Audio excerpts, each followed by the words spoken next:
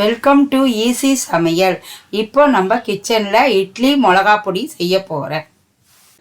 1 kilo கடலைப்பருப்பு, அதை 4 பங்காக எடுத்து வறுக்கணுங்க. இது மொத்தமாக போட்டு வறுத்தா வறுக்காது.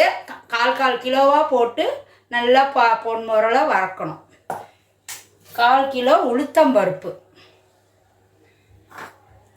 சக்தி மிளகாத்தூள் 40 கிராம் 3 கரண்டி, தேவையான அளவு உப்பு, எல்ஜி பெருங்காயம். இப்போ நான் கேஸை ஆன் பண்ணுறேங்க. கேஸை ஆன் பண்ணி கடாய் வச்சுருக்கேன். ஃபேன் எல்லாம் வறுத்தா நல்லா வராது, கெட்டு போயிடும் ஃபேனு. தண்டவாளம் கடாயில் வறுத்தா தான் நல்லா வறுக்கும். எண்ணெய் போடக்கூடாது. இப்போ நல்லா சூடு ஏறணும். கடாய் சூடு ஏறிடுச்சு. இப்போ நம்ம 1/4 கிலோ அளவுக்கு தான் போட்டு வறுக்கணும்.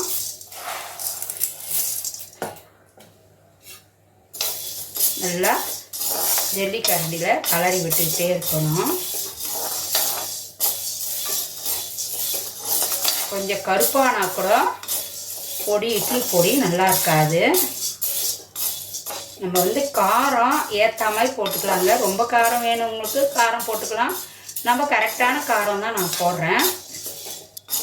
நம்மளுக்கு வறந்த பதத்தில் தெரியும் நல்லா வறந்துடுச்சு இது. ஆனால் ரொம்ப வறக்காமையும் எடுத்தோம்னா பசுறு வாசனை அடிக்கும்.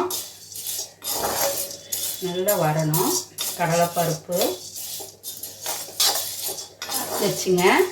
இப்போ இந்த பதம் தான் இது கரெக்டான பதம். இப்போ நம்ம ஸ்லோ பண்ணிட்டு நம்ம எடுத்துடணும்.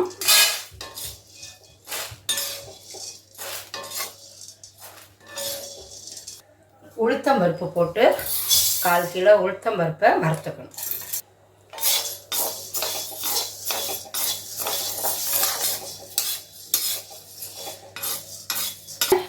அப்படியே சவுக்கா பொன்னிறமாக வறந்துச்சு. இப்போ நான் கேஸை ஆஃப் பண்ணிடுறேன். இப்போ நாம் இதை தட்டில் வச்சுக்கணும். நம்ம இந்த வறுத்த பருப்பை வச்சுன்னா இந்த உளுத்தம்பருப்பையும் வறுத்தெடுக்கும்.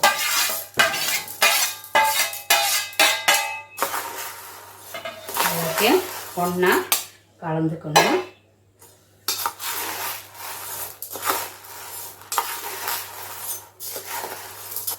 ஒரு கிலோ கடலைப்பருப்பு, 1/4 கிலோ உளுத்தம்பருப்பு ரெண்டுத்தையும் நல்லா வறுத்து கொட்டியாச்சு. ரெண்டுத்தையும் ஒன்றா மிக்ஸ் பண்ணியாச்சு.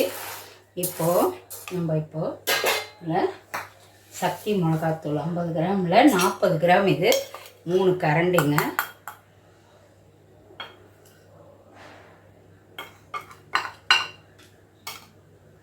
மூணு கரண்டி இது போட்டு கலந்தாச்சு. இதில் நல்லா 1 கரண்டி உப்பு, 1/2 கரண்டி உப்பு போட்டு, வேணும்னா தேவைப்பட்டா போட்டு, பெருங்காயம் ஒரு இது அப்படியே கொட்டுருங்க. அப்போ தான் மணமாக இருக்கும். எல்லாம் மிக்ஸ் பண்ணி எல்லாத்தையும் ஒன்றா கலந்துட்டு நம்ம மிக்சியில் அரைச்சோம்னா இட்லி பொடி ரெடி ஆகிடுங்க. மிக்சியில் அரைக்கும் பொடி பாருங்க. இதை மிக்சி ஜாரில் நான் போடுறேங்க.